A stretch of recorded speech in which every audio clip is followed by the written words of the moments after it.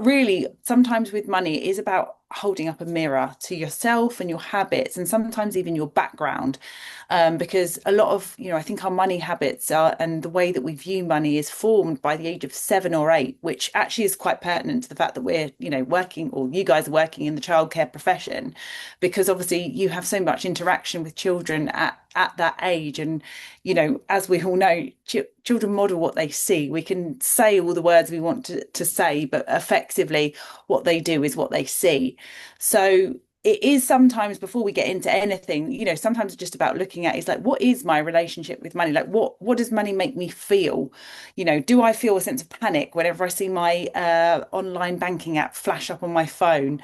And what emotion do I have around that? Because I work with so many people, particularly women, actually, and there's a lot of shame that sort of envelops their relationship with money. And sometimes we can align the value in our bank account with our own value.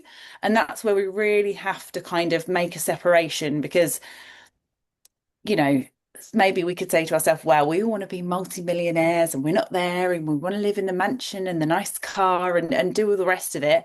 And maybe that is for some people what we would think of as wealth.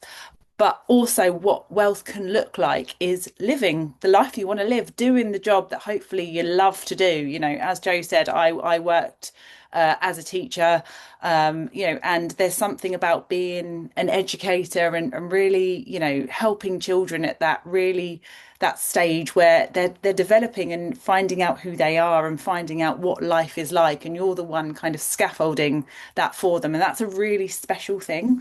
So, living the life that you want to live, and hopefully money helping you and being a bit of an engine to achieve that life, is sometimes where I start with people, and just kind of rethinking what is wealth. Sometimes the most wealthy people that I sometimes have the fortune of working with or being with, they don't look like what you think they might look like. They don't have all the labels, or the bougie handbags, or something like that, because they don't need to. That's not showing the world that they're wealthy, because they don't need to. And sometimes I have to pull back and have conversations like that with people, to say, maybe you don't need to replace your car every 3 years, or maybe you don't need this to show the world that you're wealthy. Sometimes wealth is a feeling that comes from within.